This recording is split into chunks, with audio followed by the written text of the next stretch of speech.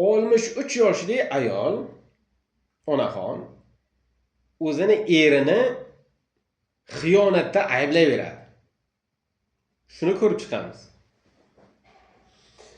Onaxonning gapiga ko'ra, eri o'zini sinfdoshi bo'lgan.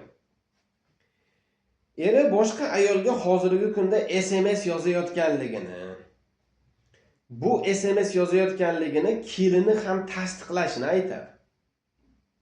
Uning so'ziga ko'ra, ayolning so'ziga ko'ra, kelini onaxonga kelib, "Oyijon,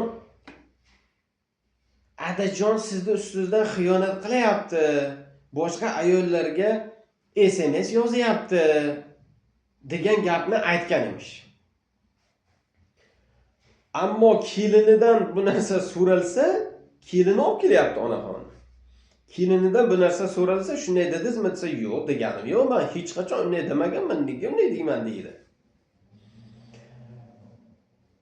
Otaxondan so'ralsa, otaxon ham shu yerda o'tiribdi. Masalan, otaxon kelini bilan kelgan. Otaxondan so'ralsa, otaxon aytadiki, "Ey bolam, men deydi, umrim davomida shu ko'z ochib ko'rganim shu ayolim. Bundan boshqasiga men qaramaganman, zino qilmaganman, birovga bir boshqacha bir nazar bilan gap gapirmaganman" deydi. "Yoshligimda qilmagan ishni hozir qarib nima qilaman bu narsalarni qilib" deydi otaxon. Ularning aytishiga ko'ra,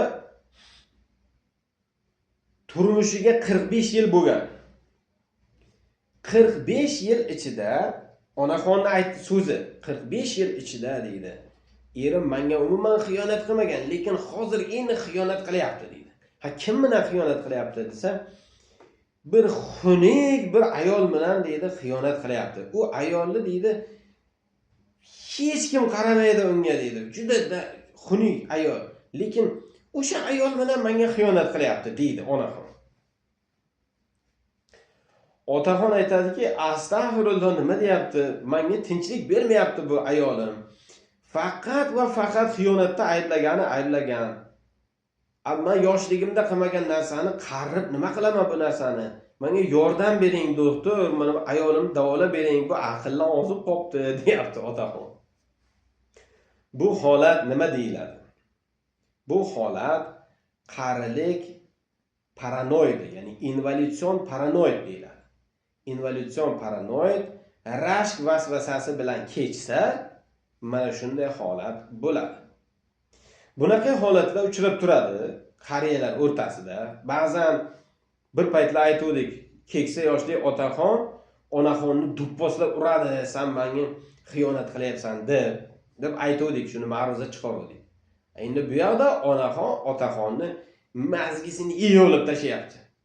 "Sen menga xiyonat qilyapsan, hech kim qaramaydigan bir xunuk ayol bilan yuribsan, menga xiyonat qilyapsan" deb otaxonni hol joniga qo'ymay, buni ajalidan 5 kun oldin o'ldirib yuborish nimasida turibdi, bo'sag'asida turibdi. Bunday kasallik davolasa, vasvasa g'oyalar yo'qoladi ma'lum bir vaqtga. Keyin yana qayta paydo bo'lib qolishi mumkin. Shuning uchun bunday holatda shu onaxonni muntazam davolab turishga to'g'ri keladi. Agar davolansa, vasvasa g'oyalar yo'qoladi.